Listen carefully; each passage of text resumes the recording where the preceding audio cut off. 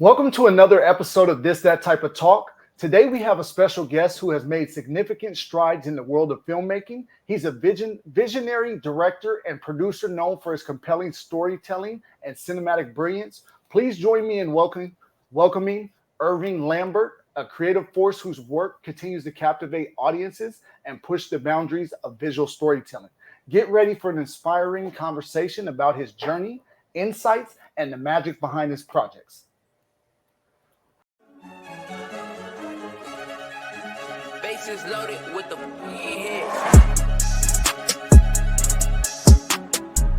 What's going on? How you feeling?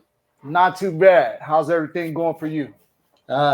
Surviving. It's been crazy. It's been crazy.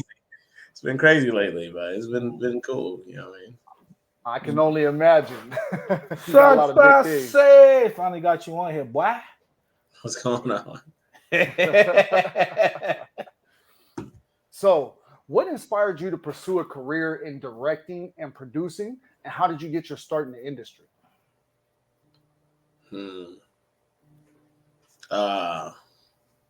Man, how did I start? Well, I'm gonna keep it real. It fell in my lap because I've always been creating stuff. So like realistically, when I guess, you know, if I could put like a pinpoint, like it started on Vine, you know what I'm saying? Everything started on Vine and then creating. And from there, you know, from Vine, I wanted to go bigger. And then somebody one day before pandemic was like, yo, you really direct. And I'm like, maybe I am a director. I don't know. You know what I'm saying? Because I didn't really think that way because I was like, oh, this division, boom. You know what I'm saying? I didn't think too much about a director. You know what I mean? But what inspired me to do it is just literally, I just like, you know, creating a cinematic universe and tell a story in a most creative way. You know what I mean?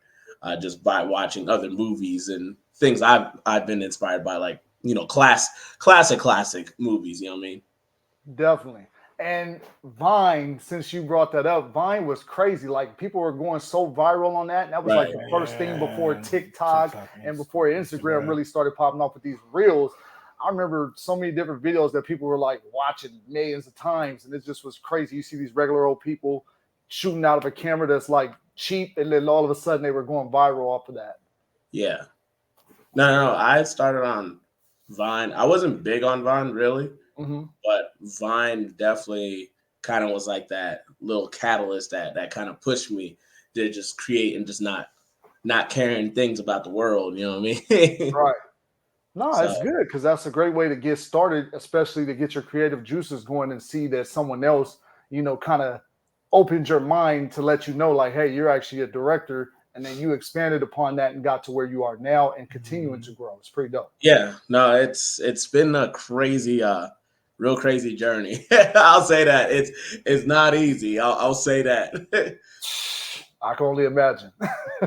Oh yeah, no, just being I guess a new face or I guess a young one in the game. It's hard to kind of like, you know, break that ice with people. They're like, yo, who's this guy? The game is like, people got to vouch for you. That's all it is. You know what I mean? Absolutely.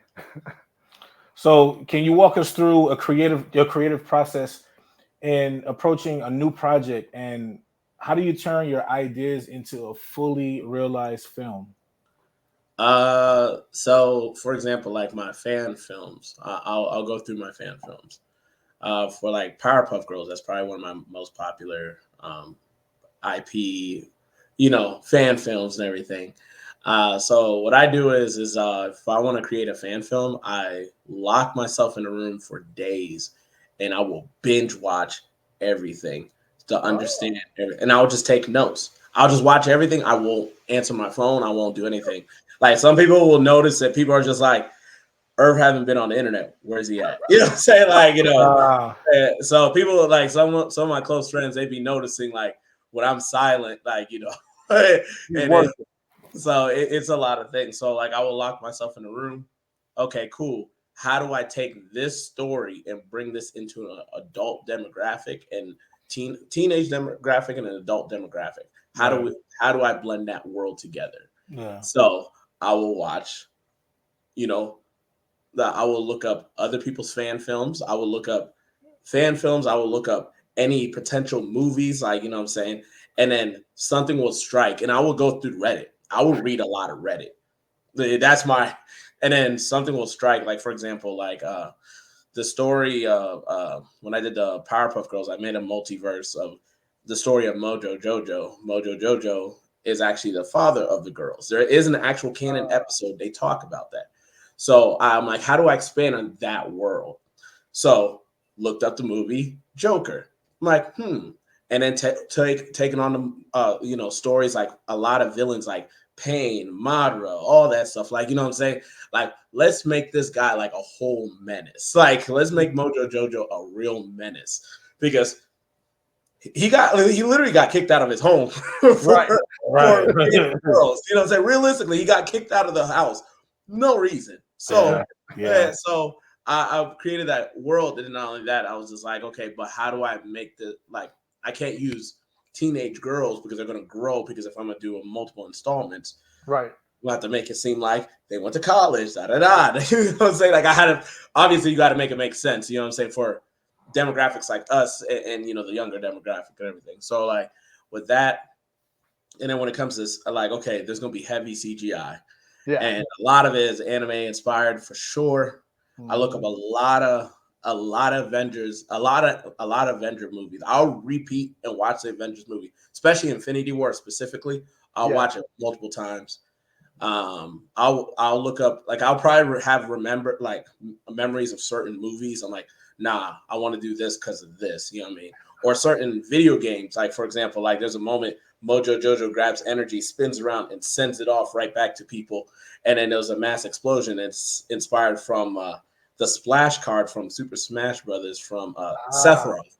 Sephiroth, when he like first popped up in the scene, everybody's just like, you got inspiration. Wait, what? You know what I'm saying? So I'll get like small inspirations from like certain scenes, but then I'll watch like a lot of like anime inspired stuff or anime, and I'm like, okay, let me look up animes like I like, and then let me see what type of CGI I could play with in real life and everything. That's dope. How did you find the people to help you with the graphics, or do you do the graphics yourself? I have a couple people, you know what I'm saying? I got my boy Drew, Dan, Q Disney. There's a couple people I go up to. I'm like, yo, you know, we all linked up like during pandemic, post pandemic, we linked up, and then from there, I'll tell them the vision. I'll send them. I'm like, hey, this is the vision I'm thinking of. And I'll ask before I do it. I'm like, hey, I'm thinking about doing this. Is it possible? The moment they say yes, it's over from there. You know what I'm saying? I'm not gonna make it difficult for them, but until I know it's a yes, I'm doing it. Yeah, that's dope. So, what has been the most challenging project you've worked on, and how did you overcome the obstacles you faced? Ooh, there's a couple challenging projects. So, one of my fan films, Army of Two, was very challenging. Because it was the hottest time of pandemic. I had like 90 people on set and all that stuff. And not only that, using prop weapons, not everybody's a gun owner. You know what I'm saying? So people don't know how to put their finger off the trigger. And, I'm like, yo, relax, like put the gun down, da da da. You know what I'm saying? Like, it's, even though they're BB guns, it's like, yo, you got to treat them like they're real weapons. Real good. That was a challenging one. Our Netflix Dreams episode 3 or 4, the Witcher one, that was pretty difficult. And then the first one was because that was the height of the pandemic as well too. I have a couple spec ads that are pretty difficult. And then this recent project, I did a recent project with a couple people. It's an unnamed project, but it has like featuring like NLE Choppa, all that stuff. That was a fairly I helped directed it. That one was a little challenging, and then I did a thing with Kel Mitchell, Invisible Boy. Oh, So nice. that was a challenge one, but that one happened. I wouldn't say it's a challenge. I learned a lot from it because like from the stunt, all that stuff, and yeah. So that was, I wouldn't say it's too challenging, but I was learning from it. You know what I mean? So yeah, Very nice. Yeah, no, that makes sense because every time you direct a project or you create something, it's always going to be new challenges. You might think like, oh, I got it all mapped out, I'm ready to go, and then something else comes up. You're like, oh, I haven't experienced this before. Okay, how can I fix it? How can I do something with this? yeah. No. It's problem solving. Directing's problem solving. Realistically, it's problem solving. That's the best way to explain it. Definitely. So, how do you balance the artistic vision with the practical constraints of filmmaking, such as budget and time? Oof. So budget, it's crazy because the way I write my script in a way my pockets are. If I was given unlimited money, I would go absolutely crazy. So, but I write my scripts in a way that like I'm like, this is the way I could afford it. You know what I'm saying? Budgeting is very tough because like you're always gonna have something is going to happen. There's always that situation. There's always I have to pay for that. Of course I would. You know what I mean? Now time, having people dedicate their time. Shout out to everybody that has worked with me on a project. Time is like before I would just have everybody there and learning from that, like people could have like spent their whole day doing all this stuff. I'm like, okay, how do I balance that? Okay, so the way I would do it is I would do like here's some gems I drop. Like, so when I do films, I do fighting first and then dialogue later. You know what I'm saying? So I would do all the fighting. I would have everybody come in all the different call times, do their fighting, and literally be in and out of there like within an hour. I'm like, okay, you're out. You know what I'm saying? You're good. You know what I'm saying? So like, so when it comes to timing, like I try to, unless if I need everybody there for a whole day, I'll tell them that. But if it's something fairly simple, I'm gonna tell them like, yo, come in a later time, have the whole day to yourself. Just come at this time. We may be a little bit behind, but just need 2 hours of your time and you could be in and out of there. You know what I'm saying? So yeah, timing is like especially in LA, it's very, very essential because your day could be melted in a car. You know what I'm saying? Because of traffic. You know what I mean? So. Definitely know how that could be the case because even when doing like music videos and things like that, it's like you start off early and you're like, all right, 9, 10 o'clock, we're going to do this. 2 o'clock, we're going to do that. 5 o'clock, we're going to do this. 8 o'clock, we're going to do this. It's already and tomorrow. Then by the time you're getting started, everybody didn't show up at 10. They don't show up till 2. So you already pushed back 4 hours later and they got to keep speeding. And no, lie to them. Lie to them. Lie to everybody. I'm sorry. Like 6 a.m. I lie to them. I'm telling you. Tell them 3-4 hours. If you're only allowed to get in the doors at 10 a.m., tell everybody to show up at 9 a.m. I'm telling you, people are going to show up 9:30. Yeah. Oh, I'm sorry, I'm late. No, it's okay. You're on time. Be like, no, you're good. Don't worry about it. We're just a little bit behind. Don't worry. No, yeah, lie to them. I don't care. That's a good strategy. So who are some of your biggest influences or mentors in the film industry, and how have they shaped your work? Ooh. All right. So there's a lot. You know what I'm saying? There's a couple people, you know what I'm saying? Within my circle, you know what I'm saying? I always like tell people like, people like my boy Vader, Ryder Boy, what's good, you know what I'm saying? A boy, I think you know who he is, DJ Rivers, all that stuff, like people like that. You know what I'm saying? Like, people in my close circle and all that stuff. There's more people. So I apologize if I don't say your name. I'm sorry. I'm sorry. But it's all love. So right. People in my inner circle, I usually get inspired. I'll just watch, you know what I'm saying? Yeah. But some people outside of my, obviously in industry, like people like such as like Jordan Peele, or like people like Ryan Coogler, like, creating stories, you know what I'm saying?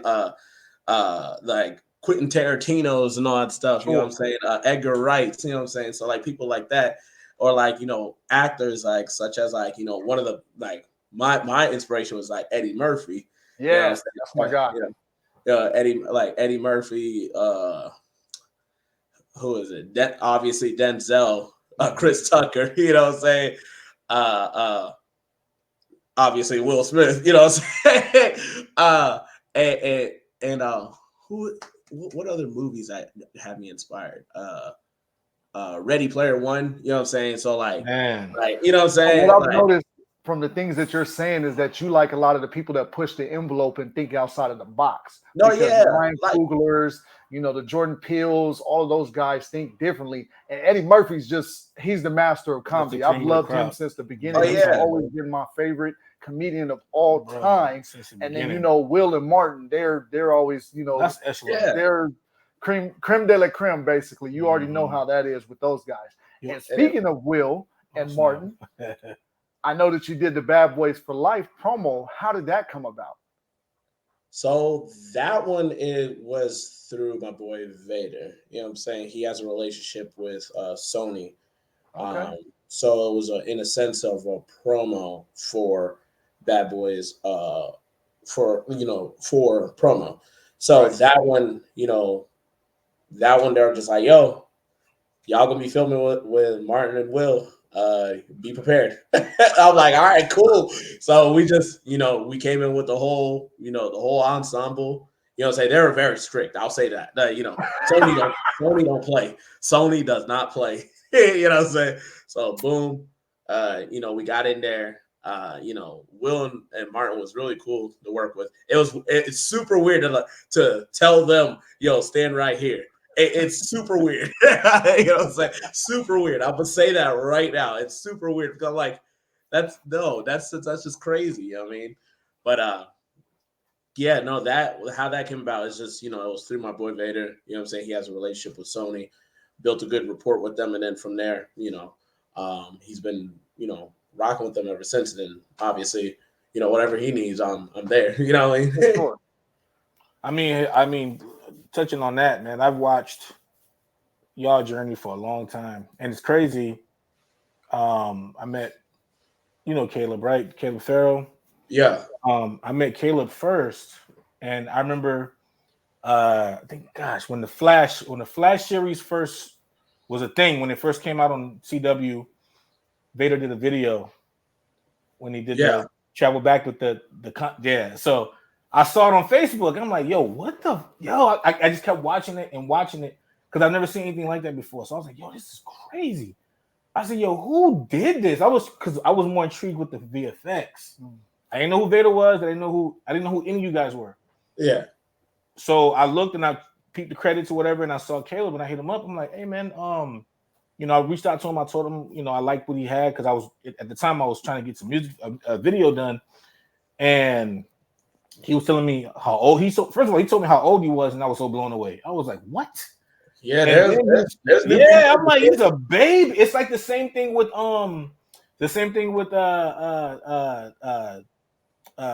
Malachi Wright. Like Malachi he did one of my project covers. Yeah. And Malachi was like 12 years old. And now Malachi is out in Hollywood. He's like 20, 21 years, killing it right now. It's crazy. Yeah. So I reached out to him and I said some stuff to him, and he was just like, yeah, man, this is what I got going on. This is what I'm doing. And he goes, yeah, you should check out this kid named Vader. And I'm like, who is that? So he sends me the stuff, and he showed me all the stuff that he was doing. Then I started seeing you. Then I started seeing like everybody else. And I'm like, this is legit gonna be something in about 5 years. Oh yeah. And then almost 10 years later, bro, like y'all literally changing the game. Like it's legit changing the game. And that's why I tell you, son, like I get hyped when I see what you got going on. Even when we ran into each other at the cons and stuff, it's just really dope to watch where y'all come from and what you guys have become and what you turn. You have a whole fan base. You have people that care about you, people that love you and everything. And it's just fresh to see this, man. So it's like, I mean, I tell you, man, keep doing what you're doing.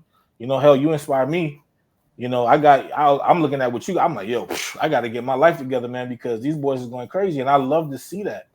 And to see that there's people of urban background that's starting to explode and take off like that a lot more frequently and get the big opportunities, dealing with the Sony. Yes, sir. Which before that door was shut. We weren't No, getting it's I'm telling you, and then I'd be telling people like, oh, how do you do it? Personally, I'll say this: I'm one of those rare cases, yes. especially like because it is a numbers game. Da da da da da da. Believe it or not, there's going to be business. You're going to see the game change again the next couple of years, but businesses are going to be working with people that are less than 100K followers. Yes. Because reason being why, because they're having engaging fans. Not that people have big following doesn't. Right. You're going to see businesses really rocking with, people that have like, oh wow, they have a real organic da da da. Right, and it's the freshness. Yeah, it's the freshness. It's the freshness. It's like something. It's like something. It's a breath of fresh air. It's something new. It's not the typical uniformed formula. It's going to be something different every time, which is great. You know what I mean? So, I think that's the game. great. Yeah. The game's going to be for sure change. Like especially with the Bad Boys 4 promo. I was saying earlier, like this does well. The game for promo is going to change for a lot of movies that I'm sure actors are going to want to work with influencers. Da da da da da da da. You know what I'm saying? Digital content. I think the term. I think we need to, in my opinion, this is how I feel. I think we need to refine the word influencer now, because the influencer, if you will, has really proven themselves to be to stand next to the big dogs. And I think that needs to be a new word. The word's already created, and it's a 2-word thing or 3-word. Digital content creator. Oh, that's even better. There's multiple. Influencers more is the people that's trying to model, just be seen on the screen and want to be a personality. Like, oh, there's whoever when you go outside. Digital content creators can be a producer, a director, actual actor, whatever it is. You're creating digital pieces of media for people to consume in whatever capacity it is. Right. So the digital content creator is going to be more in demand, like Irving said, by the big studios, because you are something that's not the cookie cutter normal that they're used to, and you also might cost less too. No, it's very cost effective for very cost effective to work with creators versus all right, let's do this and spend like $10 million, you know what I'm saying, versus let's just spend $100K for today and call it good, you know what I mean? Absolutely. So, it's kind of crazy. And the same goes for like I be telling people, like even the past decade, anime changed. I'm not saying I boldly will say this. I feel like the reason why anime is popular to this day is just because of certain creators. I've said it.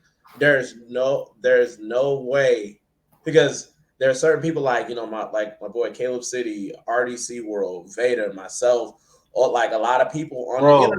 There's a lot of people on the internet on Vine that literally created content, anime-like content, and people just didn't understand. But like, there's people that came out the woodwork, so like, yo, wait, time out, you're black and you like anime, or you like anime? Man, I want to touch on this so bad. From there, like anime just like right now shifted. Like I would say it was like the last like 5 years it just shifted because you saw sports happening. You saw everybody doing like anime type content. You know what I mean? Like was it the Los Angeles Rams did a collab with One Piece? Yep. You know what I'm saying? So like they're seeing like okay, the anime is like the hottest thing right now. You know what I mean? So like, you get what I'm saying? So like, I will boldly say, with anime how it is today, is because of certain creators, just creators in general. I will say not certain creators. I'll say creators in general made it okay. You know what I'm saying? Like you ain't got to be bullied for that. You know what I'm saying? Before it wasn't okay. Now it's okay. I'm about to jump on this shit. Hey, look, bro. I know I got you by some years, bro. I got some time on you, bro. When I was growing up, anime was the most taboo, underground, weirdest shit in the world. People used to make fun of you, all that, right? Mind you, Miami, Florida, upstate New York, they would drag you for that, right?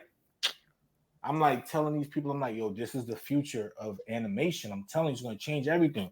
Oh yeah. Nah. Okay, 20 years later, we get Toonami, right? Toonami back in what 2000, 98, 99, it basically Ted Turner, Cartoon Network, all the Hanna-Barbera stuff, the cartoons, the Powerpuff Girls, all that stuff was inspired by that, and Hanna-Barbera and all that stuff. We got Toonami. Toonami basically put all the anime stuff to the forefront. Anime was big time on Cartoon Network for a span of 10 years, the first 10 years of the millennium. Then another 10 years happened, the pandemic happened. All the folks that didn't know anything about anime, they were in the house bored, nothing to do, streaming services. All we had was digital content creators and streaming services. What was on those streaming services? A lot of anime. What was the main anime streaming service? Crunchyroll. That's what everybody had, and or the internet, right? Boom. The digital content creators like the Vaders or the RDCs, whatever, y'all created all this amazing cool stuff, right? And then they're piecing stuff together. Wait a minute, isn't that the dude who did the thing for that one anime? But I saw Vader do it first, but then I saw that, and everything's coming together, and then now it's making sense. Now it's becoming a commercial thing and a commercial success. Every single streaming service has put anime-esque or anime something on their HBO, Netflix, what was Amazon? Just put my show on there. Yeah. But what I'm saying, but that's a perfect. I mean, you can own it, bro. You can dead ass own it. Y'all, I'm just careful how I say it. I know you are. And but I'm not, because I don't look. I know you're careful for how you're saying it, right? And I'm getting hyped because this is the type of stuff that makes me excited. Between y'all, RDC, y'all can coin that shit because y'all actually made it to where people care about it. So you trying to tell me all of a sudden Meg Thee Stallion is a fucking anime fan, bro? Heavy, and they go in the. She probably was. No. I'm not saying that she wasn't, but all I'm saying is it's like a popular thing because they go all the way back.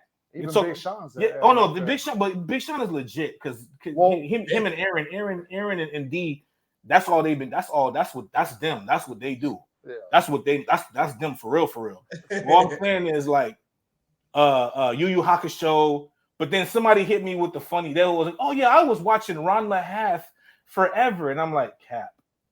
Yo, it was a cap. But anyway, the point is, it's a good thing that it's good to see that that's something that was so taboo in the forefront, and it's allowing people to really express themselves. And I feel like you guys, that includes you and all the RDC and all of you, like all of y'all, you guys made it very possible for people to step into that realm, into that space, to be themselves. And it's making for a lot of dope content and for a lot of bigger companies to look at the smaller guys to create a whole new version of what we think Hollywood or filmmaking is all about. Yeah. You know what I'm saying? And that's why I always tell you, son, I'm always proud of you, bro. Like, because you always do, you push the envelope, bro. You go to a whole, you push it to the limit, you know? That's why I say just keep going, bro. And at the end of the day, I like to say this all the time. You know, I call you Lambo. I say you won, because you know the inside joke that we have. No, I'm not talking. But you know the little inside joke. I mean, you know what I'm talking about. No, I get it. I'm gonna talk about it later. But yeah, you won, bro. No, I'm gonna say sometimes I do be missing anime be low key though. I ain't gonna lie. So because sometimes I'm like, people are like, oh yeah, what's your favorite anime? I'm like, oh yeah, it's One Piece. Like, oh, so you like shonen? You don't like real anime? I'm like, I'm sorry. Is it not an anime? Like, so like sometimes I'm just like, I sometimes wish anime was low key. like how it used to be. Like, yeah, back in the day, how it used to be. Some people be like, you don't know what real anime is. Bro. I'm like, what's real? I didn't know there was a category of real anime. I'm sorry. I put somebody on blast that is a quote unquote anime person, right? So I was like, oh, word. I said, this stuff has been on television for like almost 30 years, right? Yeah.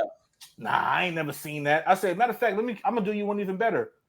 Back in 2006, you was watching a lot of this on 4Kids TV when you was growing up. Nah, I bet One Piece, Shaman King. Like, I showed him all this, and he was like, bro, dead ass. I didn't even realize that was anime.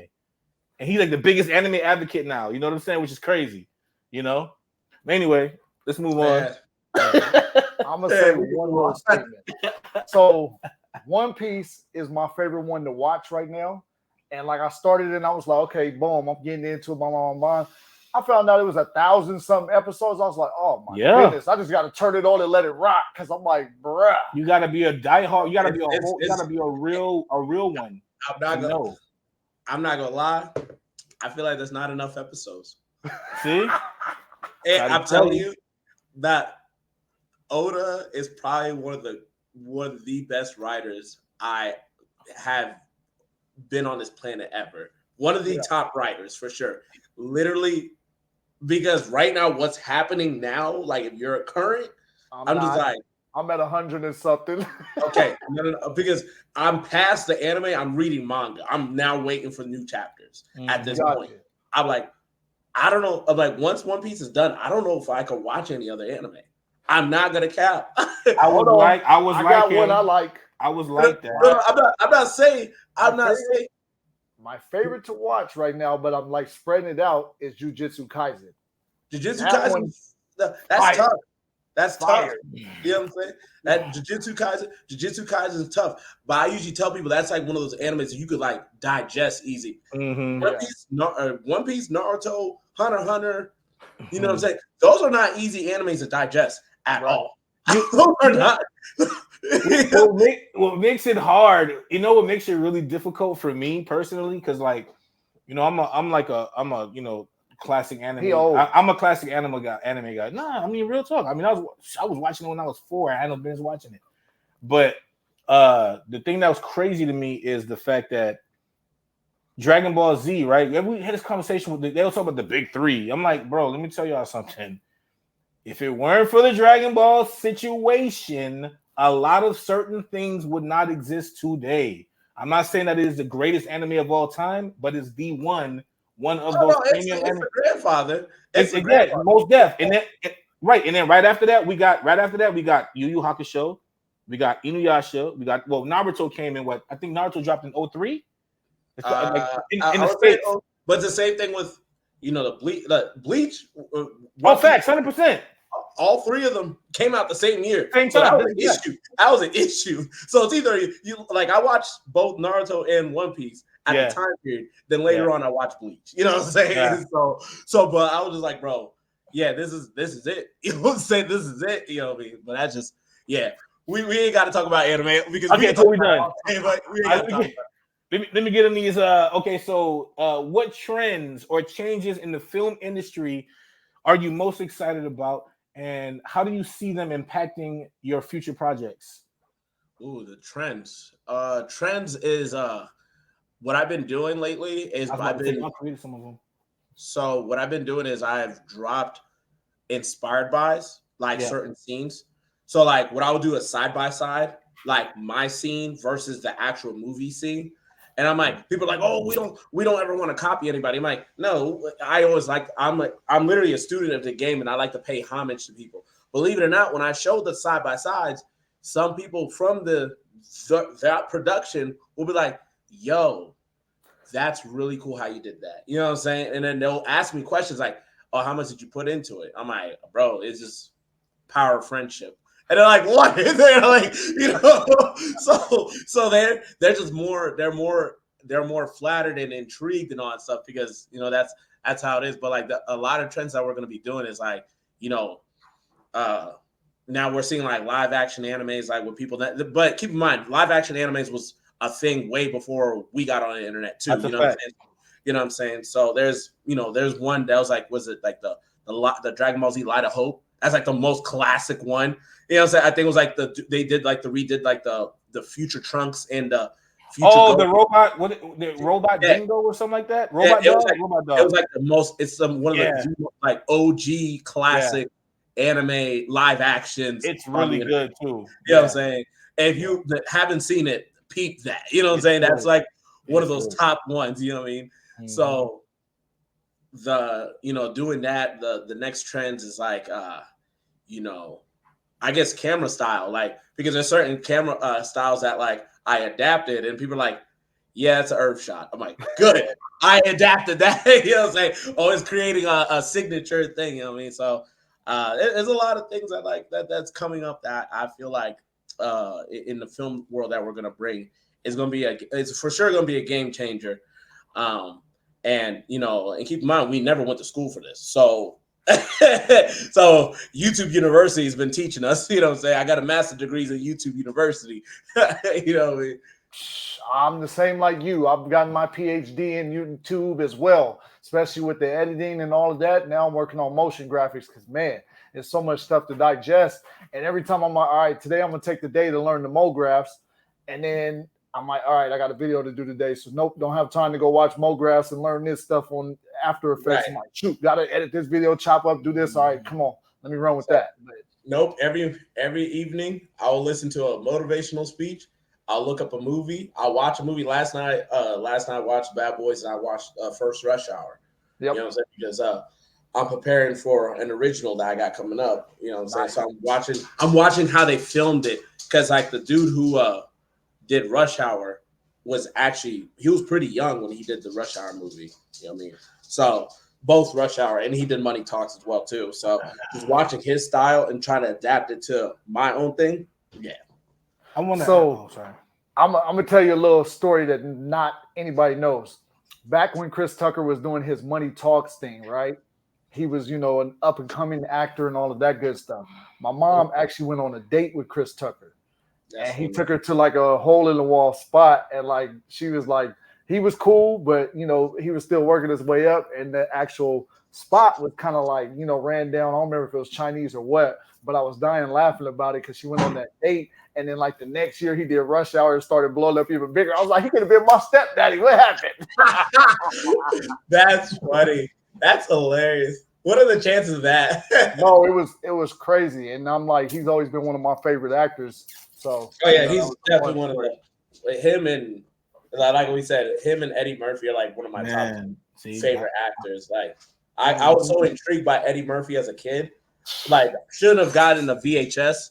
You know what I'm saying? For those of y'all don't know, VHS is fossil. You know what I mean? But like, I got my father's VHS. I was keep in mind Beverly Hills Cop is way older than me, so I'm so you want to ad lib?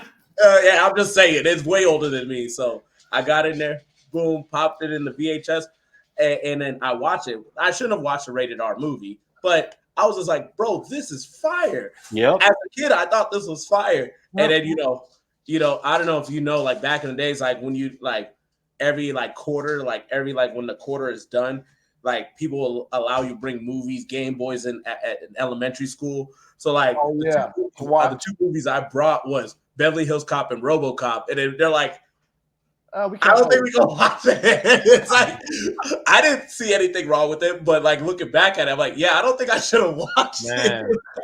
That's so funny. That introduction of like the Eddie Murphy is nutty, because that was my first introduction was Beverly Hills Cop. Like my uncle got me the tape, and I was watching the tape so much, I'm so dumb and young. I put the tape in the wrong way, and it got stuck, and I was bummed out for the whole weekend. And my uncle came and took the thing. And he goes, "No, you got to do it this way."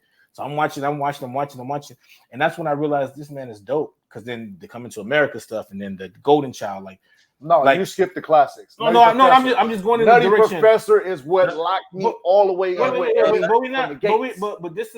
Nutty Professor is 20 years later, bro. No, it's not. Bro, the Beverly Hills Cop is in the 80s. What did you say right after Beverly Hills Cop? Beverly Hills Cop, Coming to America's. I put the Golden Child. Those are the films that I watched when I was little. You still said something else. I didn't say nothing else after that. Anyways, those the Beverly Hills Cop. The thing I love about Beverly Hills Cop, the original, the first one is, first of all, and Coming to America. It's that camera speed, that classic camera speed that they used, and then the dialogue and how it was the dialogue was crazy. And I feel like I always compare Beverly Hills Cop and the first Bad Boys, favorite movie of all time, number one. Number two for me is the best.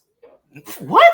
No, Kevin. I think two was fire. It was fire, but part one is the shit, bro. Part one is that because you got to understand at the time era, super cops was a thing. You know what I mean? Like the rush hours, like I said, like I think Beverly Hills Cop 3 just finished. I don't know. We won't talk about that one. But super cops, like cops are like like super cops, that was a thing back then. So Bad Boys 1 was like for, you know, Will and everybody to be like boom, like, you know, super brain or big brain in that movie. That was like a trend then, you know what I'm saying? For what I've been seeing, you know what I'm saying? So Bad Boys 1, yes, I will give it its flowers, but Bad Boys 2 was crazy. Son, Bad Boys 2 is amazing. So we'll give this to the audience here. Let's OMG, see. son. Audience, which movie do you prefer over the two? And Bad I'm from Boys Miami, 1 son. or Bad Boys 2? I want to hear what you guys think in the comments below. All right, look, I used to always compare Fouché and Victor Maitland. If they teamed up, oh shit! Like think about it. Victor Maitland and Fouché. No, I get it. I was just saying, just super cop at that time era, like it's looking like it's becoming a thing now. Super cops is like it's reoccurring because like once Bad Boys 4 dropped, you know what I'm saying? Beverly Hills Cop, Super Cops. Beverly Hills Cop 4 is supposed to be dropping, and then it wouldn't shock me. 2025 Rush Hour 4 pops off. Yeah. You know what I'm ready saying? for a life part 2. Martin and Eddie need to hurry up and do a life part 2. I need who has the rights to the Beverly Hills Cop movies? Paramount. Probably. I think Paramount and Sony need to have a conversation about doing a crossover. Oh shoot, he dropped. Oh, we lost him. He'll be back next time on That Type of Talk. What does it say? This device is not connected. No, it's probably kicking a second. But the only thing I was saying is like when he talking, just try to let him finish the statement so it's not talking over him, and then you could run your whole idea. So like you hear them talking, even if they like pause for a second, see how long the pause is, and then run it. Because then I could separate the audio and then like delete it, but it makes it easier for me if I could leave the audio all together and just kind of like, all right, boom, clean up a little bit. Okay, no problem. Oh, that's Irv. He calling me right now. I was like, you can tap on the watch, can't you? Last time on Irving got kicked.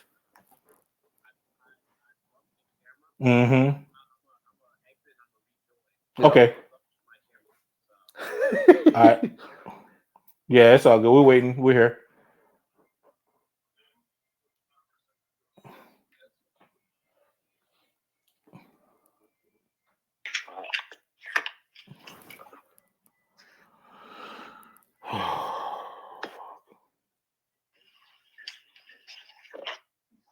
Why did you do that?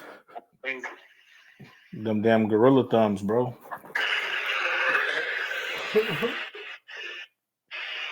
Texting. I seen like 7 texts come down my screen. That was you. I'm like, is that a text message? Yeah, at the top. I can't see what yeah. But man, it's like 7 texts that came Anything? Want me to resend it? No. I have it. Okay. All right, I'll see you when you get in here. Okay. All right, cool. Oh, and the other thing I was gonna tell you too is try to lean back and chest back because you be like leaning in like this and stuff. Like, keep your posture back so you look good. Don't be over there swelling up the camera for it. Like you want to be looking good. Like, hey, what's up? Boom, boom. Yep, keep your posture back. I lost 4 pounds and don't even look like it. Yeah. You're not gonna notice that because it's water weight. Once you get about a dub in, then you'll notice it. I know. I'm trying to get all this. I ate a whole kale salad before I came over here. I'm on some fucking nigga. Welcome back, my good sir. Yeah, my bad. Nah, it's good. We was just sitting there, and it was like, whoop, here he goes. Yeah, that was crazy. Big hype. I bumped it literally, I bumped my camera, and then it was just like, yeah, forget you. You know what I mean? Nah, man. Did you switch to your phone, or what are you on now? My phone. If you want to turn it landscape, it'll be better for us if you can. Okay, for sure. Yeah. Boom. Perfect. There it is. Bad. Yeah. All right. So, can you share a memorable experience from one of your productions that had a significant impact on who you are personally or professionally? Ooh. I think when I did either my live action Hunter x Hunter, that one had like people felt that. I feel like that one I felt like I was growing from there because I'm like, you know, getting out of a certain style, and then people are just like, dang, like wait, when did you start filming like this? Like, wait a minute. My first Powerpuff Girls live action and my Doritos spec commercial. That one was like one of the things I think the Doritos spec commercial that I did, people took me very seriously after that. Very seriously. So that one was like one of the biggest impacts of my like career. I would say so. You know what I mean? Yeah, Nice. that's really cool. What made you choose Powerpuffs out of all of the different cartoons or animations that you could have chose to like pick as your inspiration? Well, one, I like to challenge myself with like certain IPs. I knew Powerpuff Girls would have been a hard IP to make a live action out of. Two, I've always loved the cartoon. It was really cool. You know what I mean? So I've always been a cartoon head. You know what I mean? So I've always wanted to see the cartoons that I loved in a live action format. You know what I mean? So Yes. Powerpuff Girls was like the first one I wanted to do. Like outside of anime, you know, why not tap into a cartoon that people have not touched? You know what I mean? Just yeah, I've always wanted to see something live action. You know what I mean?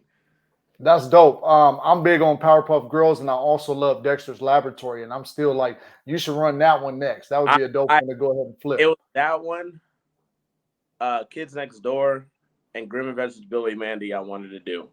Yeah. I'm gonna play with those worlds. I'm not gonna go too crazy because making fan films, it gets expensive fast because like as you're growing, you want to do this, and you're like, it's expensive, right? Yeah, Dial it down. You know what I mean? it's costing money. Definitely. Yeah, man. How did you? I had a question too. How in the hell did you pull off those costumes in the Powerpuff Girl?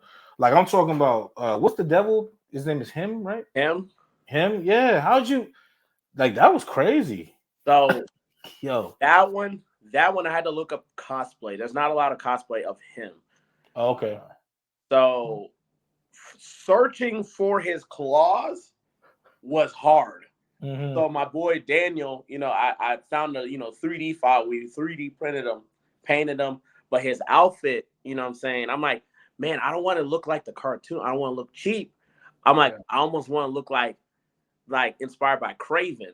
You know what I'm saying? So like, like his mane, like I wanted to look like. Yeah. I think that would have been cool. You know what I'm saying? Like up to date.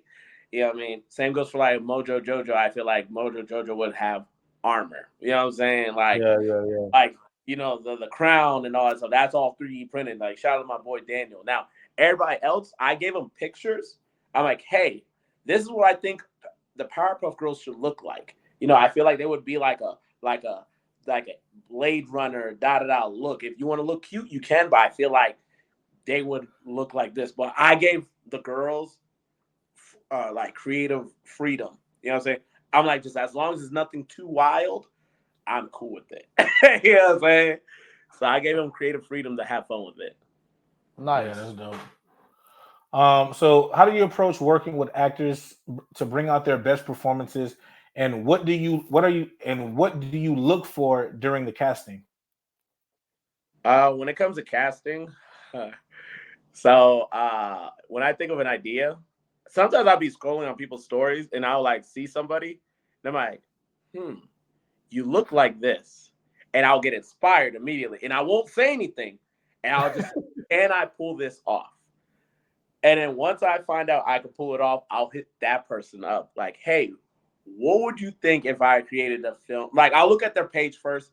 Sometimes people have, like, they have millions of followers. I don't know, you know what I'm saying? Some people, but, like, you'd be surprised. Some people want to rebrand or, like, showcase a different side of them. You know what I'm saying? Like, the action side, the drama side, because they're known for one thing. So there's a lot of people that are cool with, doing something completely out the norm and showcase a different side of them. You know what I mean? Mm-hmm. You got a little blurry there. You said what? You got a little blurry. Oh, I got blurry. Am I good? Yeah. Am I good? Hold on. Delay. Still a little blurry. You on Wi-Fi? No, froze. Am I good? We can hear you again. We can't see you. It's frozen. Okay, I think it might be. There you Okay, are. there we go. It's back. Yeah, you good. Perfect. Now you can Am I- finish your statement. Yeah, you good. We can Okay. see you now. So Nah, you good. I don't know where it got blurry, but like when it comes to approaching actors, believe it or not, a lot of people are willing to it. If they're known for one thing, they want to go outside their norm. They want to Right. showcase the action. They want to showcase this. They want to show. You know what I'm saying? So they believe it or not, some people are cool with like you hitting them up. So like even like with my with my live action One Piece, I'm gonna be dropping. That one, a lot of people are just like, yo, I get to showcase my skills, this, that, and the third. You know what I'm saying? Like something that's like pretty massive, you know what I mean? So like even now these upcoming projects I have, a lot of people are like, yo, I want to be in part of stuff like that. I want to be in action. I want to be in this. You know what I'm saying? Like I want to be part of the fun stuff, you know what I mean? Yeah, makes sense. And that's definitely a good way for you to get actors, especially without having to pay them the budget that, some people might request because they are getting to do something different than they're used to. So that also allows it to happen. Same thing happens for us when it comes to getting people to come on the pod. It's like people are like, oh, I don't do pods that often. Yeah, I'll come on. Versus like, some people were like, how many subscribers you have? How long have you been doing the pod? What's going on with this? Can I see the back to the, so it kind of helps out. And I etched them out. After that, they do me like that. I do the Thanos. It's all right. Don't worry about it. Nah, I don't. Whole follower. I'm like, does it fit my demographic? I'm like, if it's something out of pocket, I'll be real with them. But I'm not. No, I don't do that. You know what I'm saying? That's dope. I don't care if they offer. I don't care if they offer money or not. I'm just like, nah, it's just not me. I can't do it, bro. That's dope. So what advice would you give to aspiring directors and producers looking to make their mark in the film industry? You said one more time? What advice would you give to aspiring directors and producers looking to make their mark in the film industry?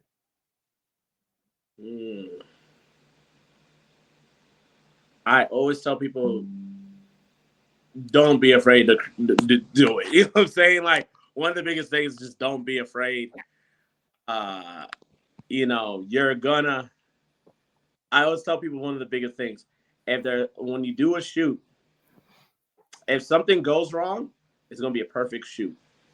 If everything goes correctly the way you want to do, that's a horrible shoot, and you miss something. Believe it or not, when there's one thing that happens, it's a perfect shoot for me. You know what I'm saying? Also, if you have friends around you, utilize your resources. You know what I mean? Utilizing your resources is like one of the biggest things I tell people, because you'd be surprised how many people would be like, yeah, I'm down, stack hands, freeze frame, yay, you know what I'm saying? So you'd be surprised how many people would be down for the cause. And not only that, make sure you take care of the people and stay genuine. Yes. Because like I can't express enough. Like I will look at a person like, look, I don't have money. Yeah, like I'm gonna keep it real with you. But I'm gonna make sure you're good. And people still have fun on my set. You know what I mean? I have paid people before. You know what I'm saying? But don't get me wrong. But we're all in the same, race, and we're trying to level up. Trying to grow all together. You know what I mean? So it's a real thing. You know what I'm saying? So like, obviously, one of the cliche things: surround yourself with people that are like-minded and they're genuine. I think that's a real thing. You gotta surround yourself with genuine people, because industry is crazy. I understand. I fully get it.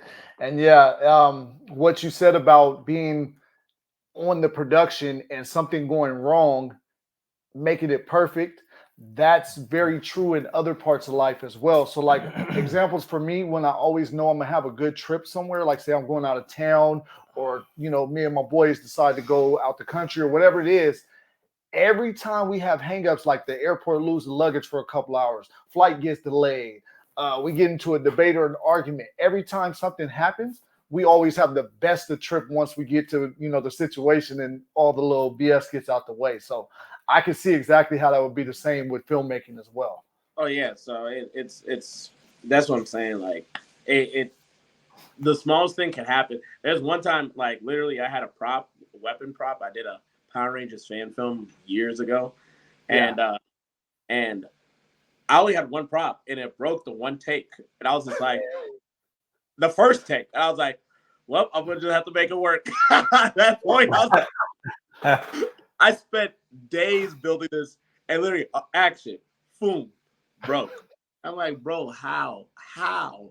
It